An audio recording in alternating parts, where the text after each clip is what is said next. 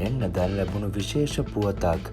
මෙම වසර තුලදී වතුකම්කරු දෛනික වැටුප රුපියල් 1750ක් දක්වා ඉහළ නැංවීමට කටයුතු කරන බව බණ්ඩාරවැලදී පැවති කඳුකර මලයගම් ප්‍රජාවේ ප්‍රතිලාභීන් 2000ක් සඳහා නිවාසලාභී හිමිකම්පත් ප්‍රදාන කිරීමේ උත්සවයට එක්වමින් ජනාධිපතිවරයා මේ බව ප්‍රකාශ කළේය. වැඩිදුරටත් අදහස් දැක්වූ ජනාධිපති අනුර කුමාර දිසානායක මහතා මෙම මලයගම් ජන ප්‍රජාව විසින් ප්‍රබලතම වැඩ කොටසක් ඉටු කරනවා.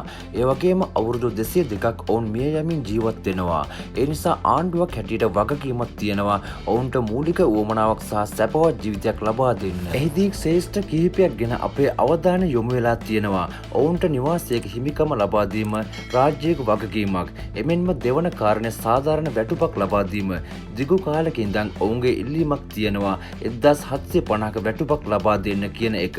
අපි කුමන ආකාරයකින් හෝ මේ වසර ඇතුළත එම හිමිකම ලබා දීමට කටයුතු කරනවා. මේ පිළිබඳව ඔබගේ අදහස් කමෙන්ට් කරගෙන යන්න. බොහොම ස්තුතියි.